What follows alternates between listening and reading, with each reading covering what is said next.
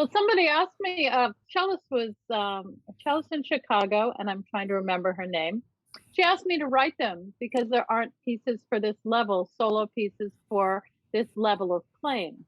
And Yeah. so I made it so that it would be, fitting within the first couple of years of playing. And it was a lot of fun to work with him in that way. And, we need solo pieces, especially during this lovely year. Exactly. We've all been doing a lot more unaccompanied music. And it's nice. It's really nice to have stuff at this level. Was it hard to limit yourself? Not really, no. There are just, I'm a violist, so there are certain technical things on the cello that I don't know how hard they are. And so I worked with this cellist just to make sure everything fit under the hand. But musically, if something doesn't work, you figure out another solution. There are lots of notes. So, the main idea is to do something so that it can be musically expressive. So I understand the bow. So, that's half Yes. of it. I mean, yeah, as a violist, you're a lot closer to cello than as a violinist. So, True. I mean, because there's even some things on viola that are feel a little big. Tend to be the things on cello that feel a little big too. Yeah. um, And the positions are different. That's the positions are different. Yes, you and get these more pieces, notes with your yeah. yeah, these pieces can be played. I heard a beautiful recording of these. Diane Chaplin played them, and she did all kinds of things that I never imagined anybody would do, and they sounded really really great. And so the idea is, you bring in your own creative experience because my work is done. Yes, I love it. Yes, well, if you with if you put enough in the music, then we know what you're looking for, and then each performance can be. And I say this all the time. They've heard me say this all the time. There's the reason we go to see different performers is because we want to get a sense of their interpretation of things. So that's yeah. So I was thinking we would go in order of the movements, just as a way to pick orders. So we don't have all of the. We only have four people playing today. We'll have My Shadow. Catherine will play My Shadow. Ari will play My Bed Is a Boat. Morgan will play Windy Nights, and then Henry will play Singing. And Yay. we just like any advice or any things that that anyone's missing or you think could help or give some insight into it would be great. And also students, if you have any questions for Elaine, now is the time to ask them. Do you want to ask before playing or afterwards? Yeah. Well, And so if we yeah, have enough time to do it twice, to play them twice, that would be good. that would be fantastic. Yeah, we'll see. I'll try to keep track of time so you Great. don't have to worry about it. And I Um, have my inspiration. oh, that's beautiful. I love it. This is the book I grew up with, and my husband gave me for my birthday. I wrote these. I was working on these around the time of my birthday, and he gave me the edition that I grew up with, and I had lost it. Mine had a yellow cover, but the pictures are the same. Oh, I love it. And so this is, I guess these are the images that always come in my mind, all the time. They're the right Those images those for it. those those visuals, yeah. So if I can find My Bed Is a Boat, where is My Bed Is a Boat? Uh, there's a lot more. I didn't do all of them Oh, because there's a there's lot of so them. many. Um, the swing, for example. This is the only picture for the swing that can ever be I love it. because it's from this book. Right. And then That's okay, actually, so that fits in really well. Actually, the last couple months we've been teaching each other lullabies we remember from our childhood. These kids not from that long ago, oh, but having this a little bit. I love the when we talk about our own childhoods and stuff, we get a little glimpse of a better glimpse of each other, of everyone. So I love knowing that these are poems that you grew up with. even before I grew up. So Okay, let me hear My Bed Is a Boat. Catherine, go ahead. Everyone else mute yourself. Oh, I'll mute too. So am I going first? Yes. Okay. Should I introduce myself or? Yep.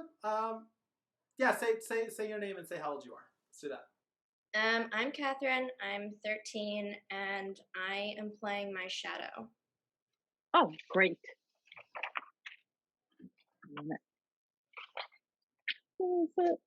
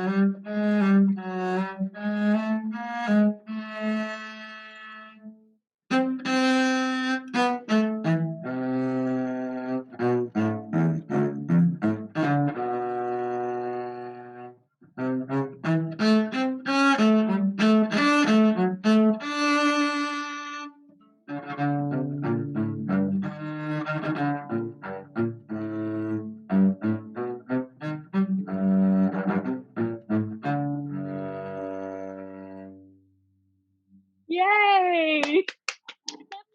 That was terrific. Thank That you. was really good. Obviously, you had the poem running through your head while you were playing it, and that was really, really, really clear. Because you understood the syntax of it, and you understood the phrasing of the music is going with the phrasing of the words, and you can hear that so well. The Yeah. only thing I would say is you might want to be a little freer with it, like that, like the fermata in measure 10, not being afraid to just hang on there as long as you want and then let it drop down to the piano. Give some space between it, just because it's like you're accompanying yourself when you do those two notes afterwards. Wah! Boom, boom. So in other words, use even more of your imagination, because the poem was written with the idea of reciting it as if it's your personal story and your personal shadow. And so when you're playing, it's your personal story and your personal shadow, and you can do what you want, which is great. Okay. The long notes where you have to crescendo and stuff like that, that's there deliberately to make you have to use your bow arm. Um, it's just the way it had to be that way because the word is grow and there's a crescendo on it. And it's a long note and you can't take another bow because it's one syllable, right? So you just have to work with your teacher to figure out whether you should be up bow there and crescendoing or down bow and slowing the bow down and doing all kinds of things. So the piece will grow with you as you grow as a cellist. But but I enjoy that so much. Thank you. Well, how about Catherine? You played those first three lines again. Since the comments were mostly on those, you can catch that fermata and that grow. I love that. That I didn't realize that was on the word grow. It's fantastic. Okay, so I should. Okay. Yeah, go from the beginning. I also remember this idea that she was just saying about it's your personal shadow. Think about what you're doing to make your shadow do these things. And yeah, when it says loud, loud as you want it to be, as soft as you want it to be. And when it says poco rit before the fermata, as much as you want to slow down. Okay.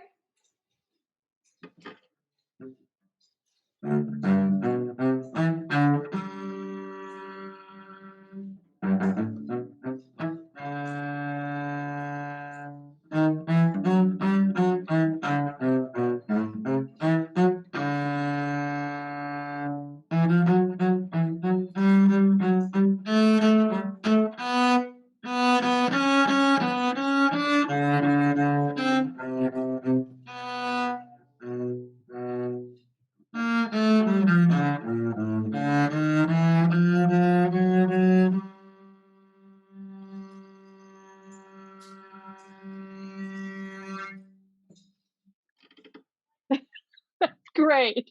Not at all like Proper Children, which is very, very slow, of course, right?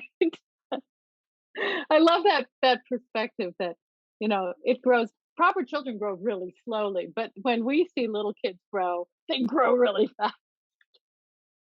Yes, they That was do. excellent. Right? That was excellent. Was that fun? Yeah, I really enjoyed this piece. Yay.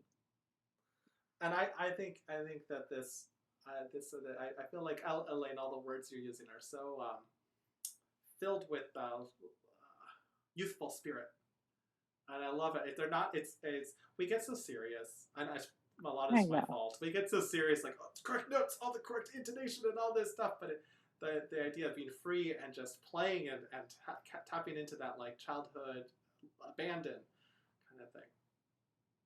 Yeah, we grown-ups, like fully grown-up people, we really need to pull on childhood stuff because being a grown-up is no fun. No, it's not.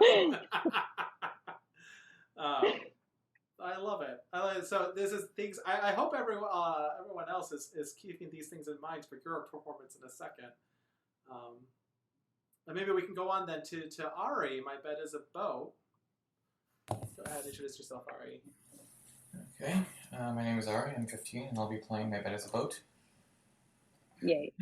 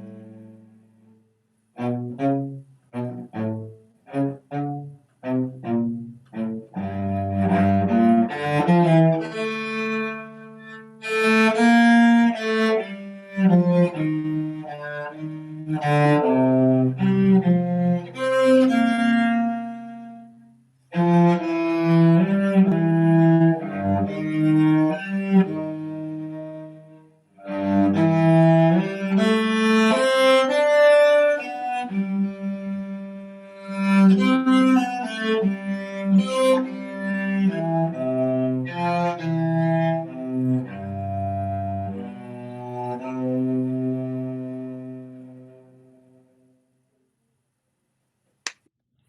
was beautiful.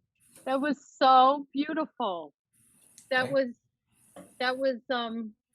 you got the whole sense of it being like a barcarolle, the rhythm, and you were just kind of like riding on this even wave rhythm. It didn't sound metronomic. It sounded floaty and moving and just right. And I love that in measure 44, you do just a little wee slide up to that C sharp from the B flat. I love that. That was very nice, and a little retard towards the end. And the difference in the articulation in measure 50, having the light notes, the light staccato was so beautiful. I really can't tell you how to make it better because it was just great. Oh, thanks. I should tell you guys something about Robert Louis Stevenson that I didn't know about until after I wrote these and after I'd known him for like my entire life. He was a musician and he was a composer. Can you believe it? Oh my gosh, that's amazing! I had no idea. Do you know any of the music that he's? Have you heard any of the music he's written? I don't know any of it, but I've read about it, and I don't think any of it has been published. He did some kind of setting of Mozart that, but it hasn't been published, and it was a kind of like secret part of himself. And the thing that made me think of it is the song "Singing," the one singing, because there's something about it that reminded me just like the words of it, it reminded me of in Schubert's song cycle Die Winterreise. There's a lyreman at the end. He's a guy, an organ grinder at the end who's singing. And there's something about that song that made me think of Schubert, of the lyreman. And I don't know why. And so I started like just sort of digging around, and he wrote a couple of poems, or one poem he wrote to a tune of Schubert on it. Oh. He was really, really connected with Schubert and Mozart. That's amazing. So go figure. That's why the songs are so, that's why these pieces are so, that these poems are so musical. You know, there's music in them. And, you know, one of the things it's kind of the coolest thing in the world about being a composer is when you read a poem and you hear the music in it. And there are some poems that don't have music in them at all. They don't need music. They don't need it at all. And there are some poems which are not necessarily good poems, but they have music in them. And you can just hear it and feel it. And it's like this weird connection that you can have between all kinds of dead people and living people. I love that. So Ari, you definitely made the connection between the living and the dead there. just fantastic. Oh, I thank you so much. Could you show us the picture for My Bed Is a Boat? Oh yeah, I gotta find have to look in the index. Curiosity. My Bed Is a Boat. There's Bed in Summer. My Bed Is a Boat, page 53. Yeah, I gotta have the source of all things.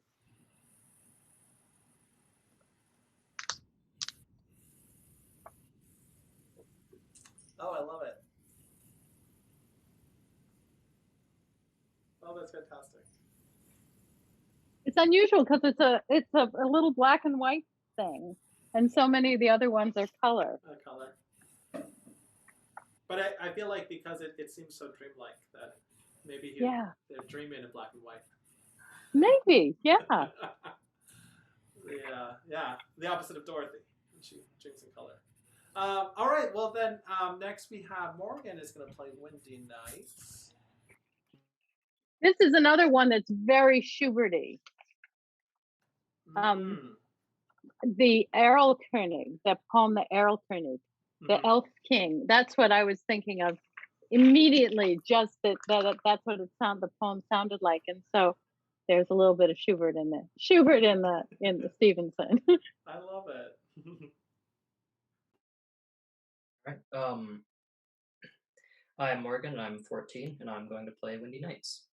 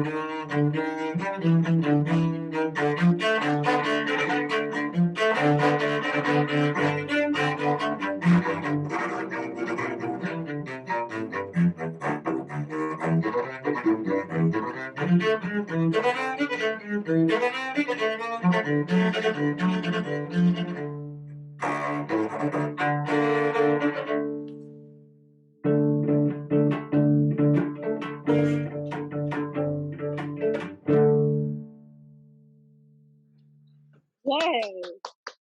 That was fast and furious.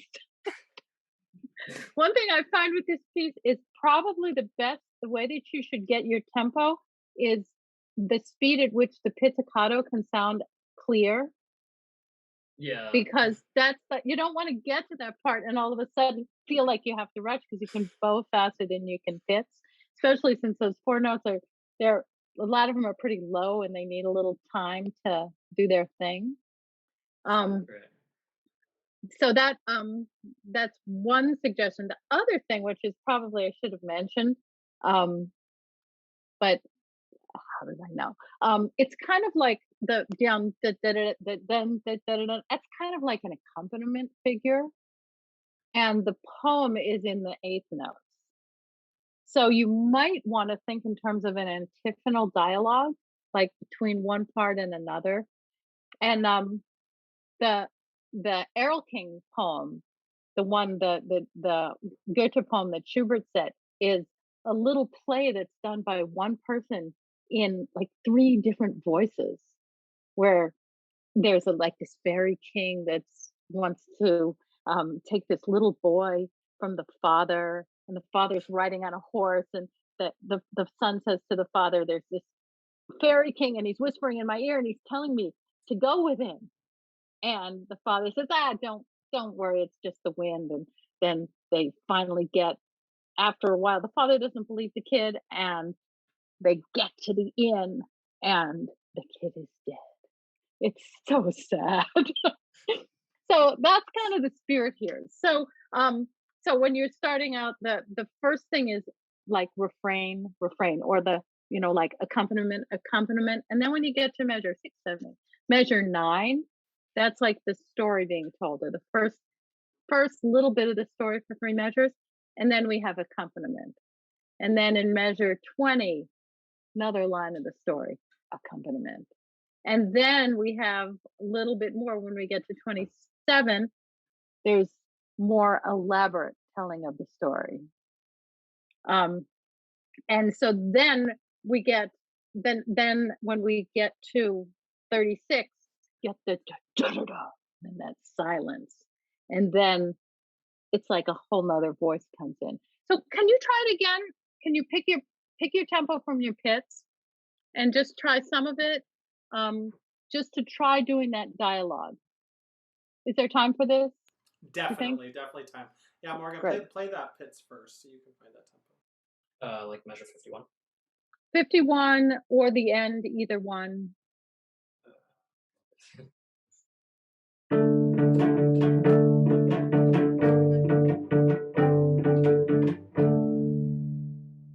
There you go.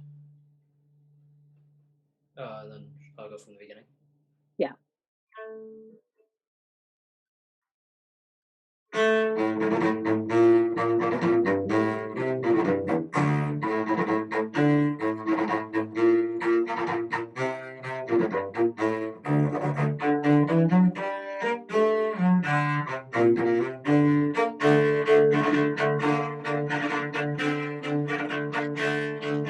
Soft.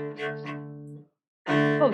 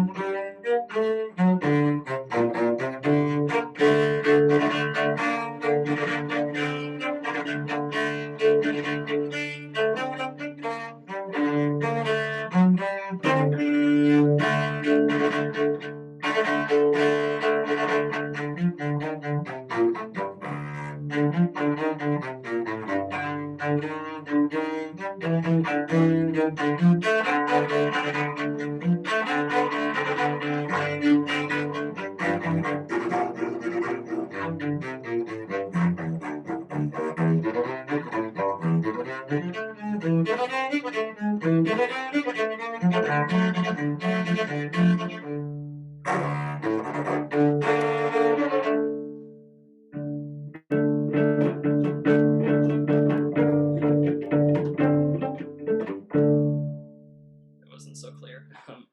It's a little, yes. You can always take time. Catherine did a lovely little retard at the end of hers without it being in the music. You could do it too. But that sounded a lot more engaging and interesting, taking the two parts. And you can even do more with dynamics. Like dynamics are the drama. So like in the beginning, you have it loud and then you have a decrescendo, and you can play those short notes really, really, really soft if you want. Nobody else is playing, you know? Yeah, it felt much more alive. It sounded more alive. It sounded like alive, scary, and a little creepy. And that's good. Yay! Thank you very much. It's a good. Oops. Sorry, Morgan, go ahead. I was just saying thank you very much. Oh, thank you for playing it so well. It's such a treat. You guys, this is such a treat. You have no idea what a treat this is. Well, maybe you do because I've told you 3 times. I mean, we're so lucky that we get to.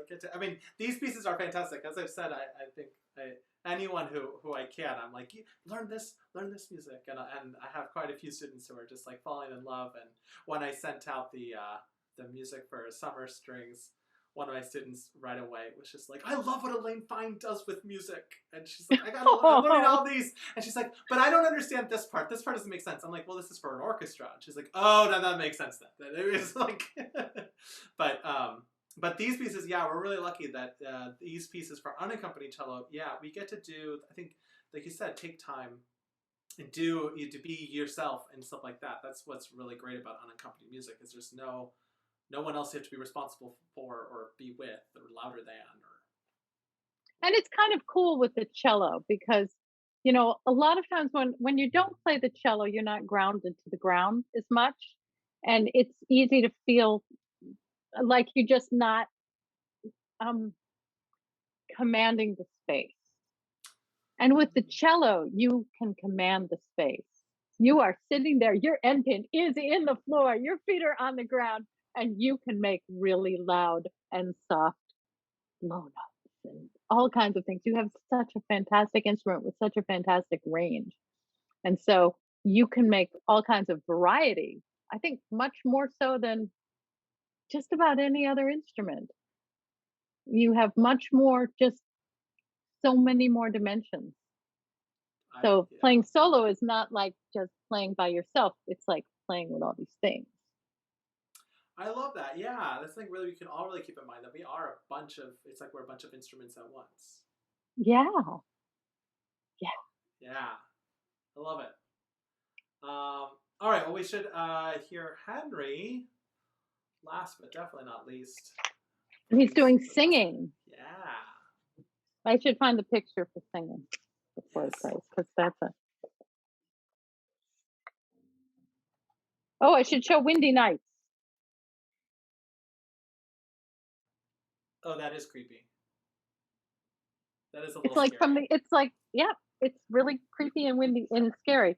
And singing, let's find singing. Singing, 19.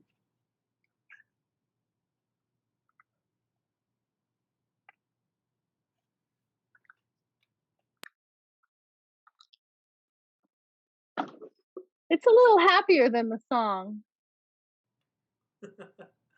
Oh, that's cute.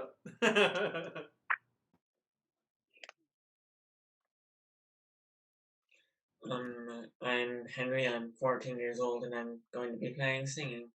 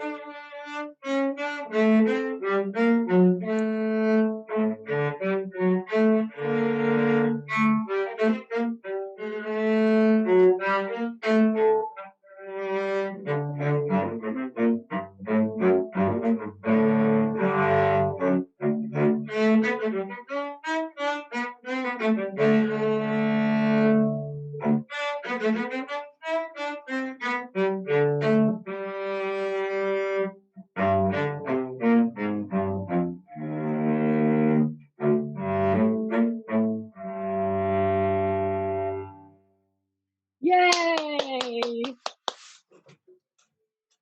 I could definitely hear the poem in there. One of the things that's really hard to do when you're doing like musical phrasing is leaving enough time between phrases so that the phrase that you've played has a chance to settle. So I felt like you started out the phrases and they went nicely to this point and then went on to the next one. And I wonder if you might want to see if you can just decide where you want the phrase to end. So like in the first little phrase, it ends after the double stops, and then the next phrase starts up. So what you want to do is to just give yourself a little more pull. And you know the word rubato at the bottom? Yeah, I do. Yeah, that literally means you're stealing time. Yeah. And I like to think of it not just stealing time, but hoarding time. Like like like taking it and like really filling your pockets with time. And then at the end it's like I tempo, oh, I didn't do that. Me. You know.